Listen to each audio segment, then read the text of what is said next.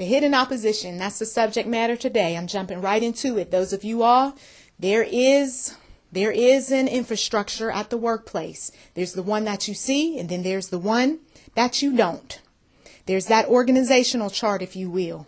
It's the one that you see and the one that you don't. You keep focusing on the things that you see, church. You keep focusing on the things that you see. You keep seeing the blessing. You keep seeing the television program. You keep seeing the signs. You keep seeing people, places, and things. And you're associating all these things with maybe God, maybe God, maybe God. Maybe God is not. Maybe there's an enemy at work that's setting you up. You see, there's the hidden opposition. There's a hidden opposition that comes through a movie. You say, well, movies are made up. But there's a hidden opposition that's behind a movie, especially when it is glorifying devil activity. And then you bring it into your home. The devil says, thank you very much. Now I can reside in your home and shake it up a little bit. Things have been quite strange since you brought that token from your trips into the house. Or I should say tokens. It's been odd. The atmosphere seems strange. You really don't want to be in the house as much as you once did. And then you had some relatives who came over and gave you a gift or so. And it just seems a little out of place in your living room, in your bedroom. And then there was this goofy character of sorts for some of you all that showed up on some games, and now you have this odd feeling every time you play it, and you don't really like that game so much, but you play it anyway. Ooh, Lord Jesus, the Lord says there's fools in the world. There's many, many fools in the camp. Fools that deceive fools. You see, we have an enemy at work. And you've heard about this many, many times. Some people call the enemy the devil, Satan. They have many names out there. Beelzebub, Prince of Darkness. Some of your games that you play, they have interesting characters that sound and look demonic. You go through various obstacle courses in your games. And demonic presences are all over the place. And you say it's entertainment, it's just for fun. But what you don't realize is that there's a hidden opposition behind the game. Those that created it was inspired by the devil, by satanic forces. Forces that go beyond this world. It's not just about movies, people. It's not just about storybooks. Talk to people who have actually casted demons out of folks, and they will tell you that it's not just the horror movie where enemies are present. It's not just in a book that you read and then you go about your day. Just because you don't see things doesn't mean that they don't exist. There's a hidden opposition, people, and he's been working for a long, long time, and he has legions. If you look that up in the Bible, you will know that legions means millions and millions and millions of demons at work. The only way that you can really protect yourself from these sorts of things is you just have to minimize your intake. You know, just like when you're trying to lose weight, you have to minimize the carbs. You got to minimize the sweets. You got to minimize, a whole bunch of things that's causing problems for your body. Well, guess what? You got to minimize the evil that you bring into your home. You got to minimize what you're watching on television. You got to minimize what you're looking at on the internet. You got to minimize what you're playing with. Some of you all are playing with fire. Inside your mind, you're starting to dream the demonic activity. You're starting to have this feeling like you want to do some evil stuff. Some of you all have actually done some evil stuff, and you pray that nobody will tell. Yeah, you go to church. Yeah, you know about the Lord, but you got another little side to you that's growing. It's growing like a cancer inside your body, your mind and spirit. And before long, you're not even going to be thinking about praying or the Lord or anything else because the hidden opposition's at work. And some things you can't even talk to a person about because if they only knew, it would scare the living you know what out of them. You've got to be mindful of what you're listening to, what you're watching, what you're reading. The hidden opposition is that structure behind the structure. Some of you all go to jobs where you're running your mouth to people who are on the organizational chart that you see. But then you are running your mouth to people that are a part of the organizational structure that you don't see. These individuals are the ones that will make and break your position. These are the individuals that run back and tell everything you say. They say, oh, no, it's a secret.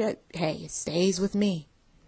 But in all actuality, they're actually running back and telling those people who are part of the hidden opposition. You see, it's very easy for us to understand it if we talk about it in this way when it comes to work, when it comes to family. You know, you've got hidden opposition even with your own family. You've got those people who smile in your face and pat you on the back. But then they've got another side to them that doesn't like you, that doesn't really want to be around you. And they've already set up a plan to annihilate you. And you keep coming around them. You keep putting yourself in harm's way. You keep hoping and praying that what you said won't be taken out of context. Stop talking to them. You see, there's the family members that you know about. And then there are those family and friends that you don't know about, where all of your information is going. And then one day, a funeral or a wedding or something takes place, and then you start meeting these people and they say, I heard all about you, with that goofy smile on their face.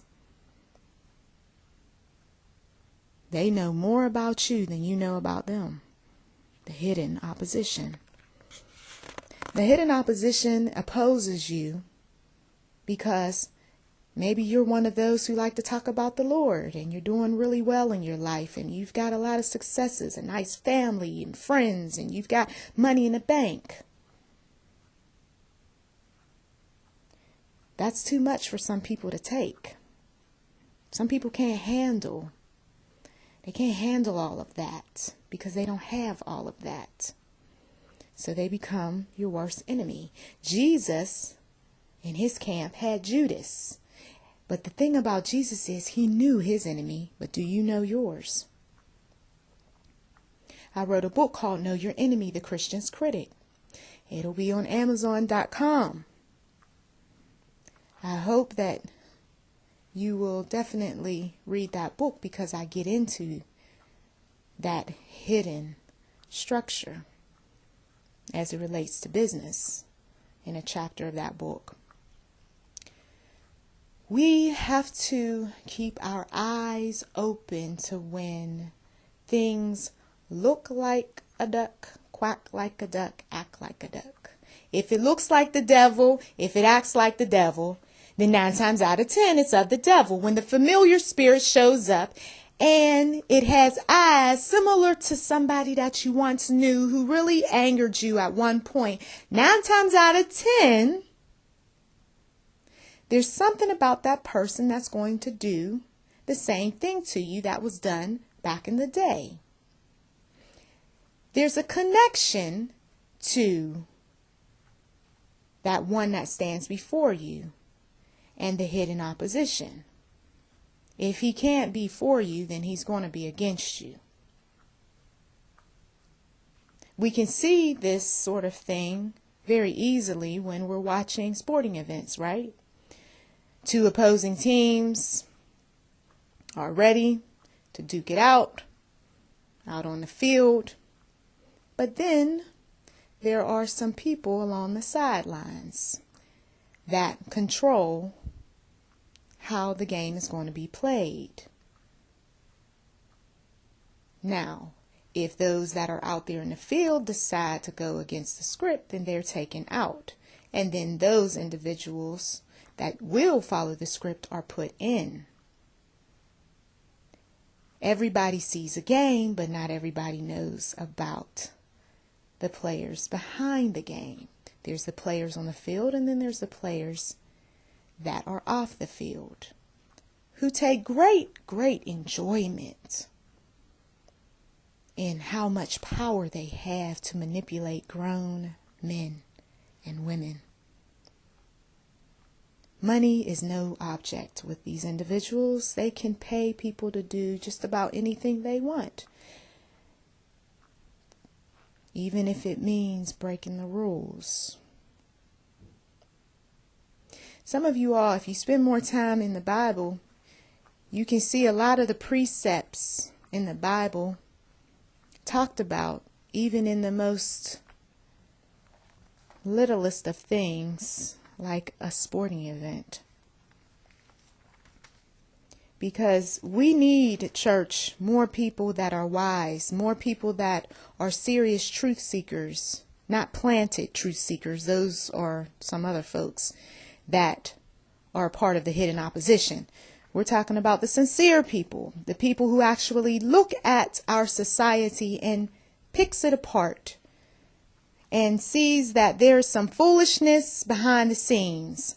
They don't take everything that they see at face value. They actually go and take the time out to do the necessary research to show you the truth. And then some people decide to get an attitude and get angry and get upset because they don't like to see the truth. Because you're messing me up. You're messing up my game. You're messing up my time. You're just doing things that I don't like. Meanwhile, God is moving men and women to seek truth in all its forms. But no, the couch potato rather just believe the lie. The couch potato rather wear rose-colored glasses. People come to you and tell you that certain people are not right for you, that certain people are not friends, and you start arguing and getting offended. Oh, she just doesn't want me to hang around with this person. Well, if the person is about God's business, then you have to say that that person may be a part of the hidden opposition.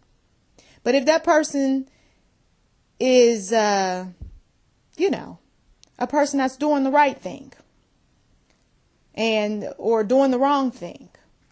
I mean, there's messengers that God sends us to try to direct us where we need to be. And there's no sense in shooting the messenger, but that's what happens. That's what happens. I suggest that some of you all spend some time in Proverbs and learn about how God sees individuals who act like fools, who lie, and things of that sort. I also ask that you spend some time learning about the enemy, because we spend a lot of time talking about Jesus and God and so forth, but then we skip over scriptures dealing with the devil at times. And you need to know about the hidden opposition. You need to know about the power players. So may you take this message and use it wisely, and take truth from the Bible and apply it to those areas of your life that need it. Thank you for listening.